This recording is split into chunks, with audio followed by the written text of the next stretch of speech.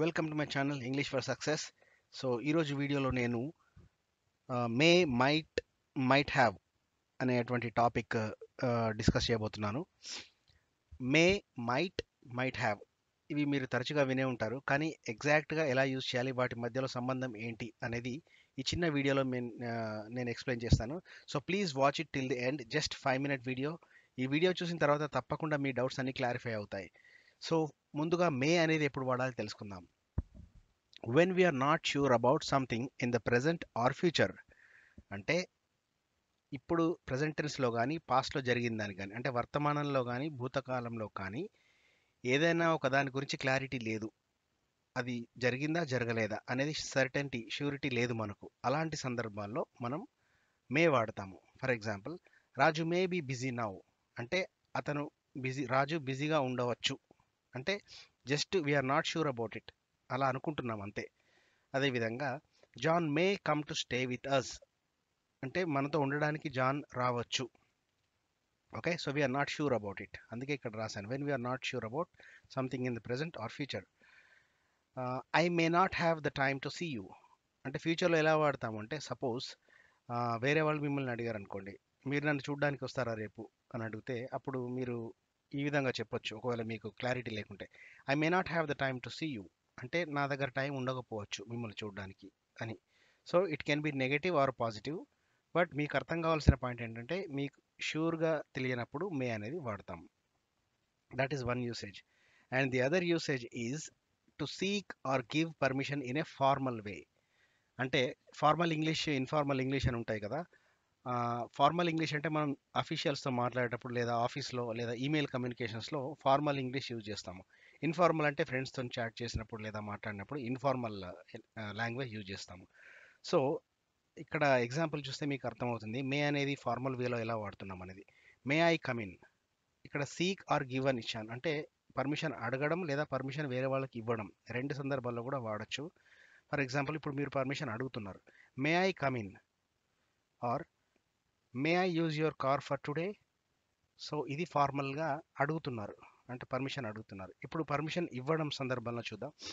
Suppose మీరు ఒక క్లాస్లో ఉన్నారు, మీ లెక్చరర్ టీచర్ ఇలా చెప్తున్నారు, okay you may go now, అంటే నువ్వు ఇప్పుడు వెళ్ళిపోవచ్చు ఇంటికి. లేదా she may come at 11 AM, అంటే ఆమె 11 AM కి రావచ్చు అనేది ఒక పర్మిషన్ ఇస్తున్నారు అనమాట. సో అలాంటి సందర్భంలో కూడా మే అనేది వాడతాము.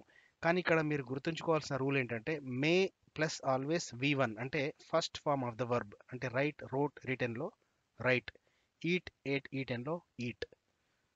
For example, I may go, this is the right construction. అంతేగాని I may went, I may gone అనేది తప్పు. Okay, so this is about may. Next స్లైడ్లో మనం మైట్ గురించి మాట్లాడదాం. మైట్ అనేది ఎప్పుడు వాడాలి? The grammatical distinction between the two words may and might is tense based.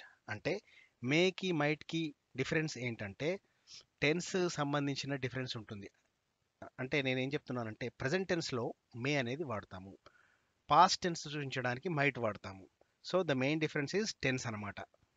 May is for present tense and might for past tense. Okay, so మీకు example చూస్తే అర్థమవుతుంది. Incorrect usage and correct usage రెండు ఇచ్చాను. I thought I may go to the game అనేది incorrect అంటున్నాం. ఎందుకంటే ఇక్కడ సెంటెన్స్లో స్టార్టింగ్లో చూడండి, ఈ సెంటెన్స్ ఏ టెన్స్లో ఉందనేది మనం చూద్దాం. ఈ వాక్యం పాస్ట్ టెన్స్లో ఉంది, ఎందుకంటే ఇక్కడ థాట్, ఐ రోట్ ఇలాంటివన్నీ గతంలో జరిగినాయి కాబట్టి వర్బ్ సెకండ్ ఫామ్లో ఉంది V2, కాబట్టి ఇది పాస్ట్ టెన్స్. ఐ థాట్ ఇక్కడ ఆల్రెడీ పాస్ట్ టెన్స్ కాబట్టి ఇక్కడ మనము మే అనేది ఉండకూడదు, ఎందుకంటే మే అనేది ఇక్కడ ఏం రాసుకున్నాం మనం, మే అనేది present tense based. May is for present tense, might is for past tense. So ఇప్పుడు మీరు చూసినట్టయితే I thought I may go to the game అని అనకూడదు. మరి కరెక్ట్ యూసేజ్ ఏంటో చూద్దాం. I think I may go to the game, ఇది కరెక్టే, ఎందుకంటే ఇక్కడ ఈ సెంటెన్స్ ప్రెజెంట్ టెన్స్లో ఉంది. I think, okay, I think, I may, ఇవి రెండింటికి మ్యాచ్ అవుతుంది. అంతేగాని ఐ థాట్ ఐ మే అనేది రాంగ్. లేదా ఇంకొక రకంగా కూడా మీరు చెప్పొచ్చు, I thought I might go to the game. ఒకవేళ పాస్ట్ టెన్స్లో చెప్తున్నారు, I thought I might go to the game. So past టెన్స్లో థాట్ అనేది పాస్ట్ కాబట్టి పాస్ట్ టెన్స్కి మైట్కి ఓకే, ఆ link up that is the correct structure అనమాట. So I thought I might go to the game అంటే నేను గేమ్కి వెళ్తాను అని అనుకున్నాను. ఇది పాస్ట్లో జరిగింది. నేను ఒకవేళ గేమ్కి వెళ్తానేమో అనేది ప్రెజెంట్, కాబట్టి అప్పుడు ఏం చెప్పాలి? I think I may go to the game. So that is the difference between may and might. ఇంకొక యూసేజ్ ఏంటంటే మీకు తెలియాల్సింది, మైట్ అనేది less possibility or less probability అని కూడా అంటారు. అంటే చాలా తక్కువ అవకాశం ఉంది ఏదైనా పని జరగడానికి. అలాంటప్పుడు మనం మైట్ వాడతాం. Used when chances are very less. For example, she might be at the library అని మీరు అన్నారనుకోండి. షీ మైట్ బీ అంటే ఆమె అక్కడ ఉంటుంది ఉండదు అనేది క్లారిటీ లేదు. అంటే she may be at the library అంటే కొంచెం ఎక్కువ ఛాన్స్ ఉందన్నమాట. ఇప్పుడు మీకు ఇలా చెప్తే అర్థమవుతుంది. She may be at the library, she may be at the library అంటే ఆమె లైబ్రరీ దగ్గర ఉండొచ్చు, ఛాన్స్ ఉంది. She might be at the library అంటే దాదాపు ఉండకపోవచ్చు, ఆమె లైబ్రరీ దగ్గర దాదాపు ఉండకపోవచ్చు అనే మీనింగ్లో మైట్ అనేది వస్తుంది. సో తక్కువ ఛాన్సెస్ ఉన్నప్పుడు మైట్ వాడతాం. అదేవిధంగా I might send the email by tomorrow అంటే నేను రేపటి లోపల ఈమెయిల్ చేస్తాను కానీ చాలా తక్కువ ప్రాబబిలిటీ ఉంది, కాబట్టి మైట్ అనేది ఇక్కడ వాడతాం. సో అలాంటి సందర్భాల్లో మనం మైట్ వాడతాం. సో నెక్స్ట్ స్లైడ్లో మైట్ హ్యావ్ అనే కన్స్ట్రక్షన్ ఎప్పుడు వాడతామని చూద్దాం. So might have been or basically might have been, or you can say might have plus v3 or the third form of the verb like write, wrote, written లో might have written, might have gone, might have slept అలా అనమాట. So అది ఎప్పుడు వాడాలి? To talk about uncertain past actions. ఇక్కడ మీరు గుర్తుంచుకోవాల్సింది అంటే పాస్ట్ అనేది ఇంపార్టెంట్ ప్లస్ అన్సర్టైన్. సో అక్కడ కూడా క్లారిటీ లేదు, జరిగింది లేదా జరగలేదు. ఫర్ ఎగ్జాంపుల్, బహుశా చేసి ఉంటాను లేదా చేయకుండా ఉంటాను, చేయకుండా ఉండి ఉంటాను అనేటువంటి అర్థం వచ్చేటప్పుడు మనము ఈ కన్స్ట్రక్షన్ వాడతాం. Might have been or might not have been ఏదైనా వాడచ్చు. మైట్ హ్యావ్ బీన్ అనేది positive, might not have been అనేది నెగిటివ్. ఎగ్జాంపుల్స్ చూద్దాం. She might have stolen the ring అంటే ఆమె దొంగతనం చేసి ఉంటుంది రింగ్ని. I might have forgotten the keys at the shop అంటే నేను కీస్ని షాప్ దగ్గర మర్చిపోయి ఉంటాను. సో ఇవి ఏంటంటే మైట్ అనేది ఎందుకు పెడుతున్నామంటే పాస్ట్లో జరిగింది ఒకటి, ప్లస్ మనకు క్లారిటీ లేదు, మేబీ అయి ఉండొచ్చు, కాకపోతే పాస్ట్ కాబట్టి కంపల్సరీ మైట్ అనేది యూజ్ చేయాలి. అదేవిధంగా Raju might not have done it, ఇక్కడ నేను నెగిటివ్ ఇచ్చాను, మైట్ హ్యావ్ కాకుండా మైట్ నాట్ హ్యావ్ ఇచ్చాను. Raju might not have done it అంటే అతను చేసి ఉండకుండా ఉండాలి.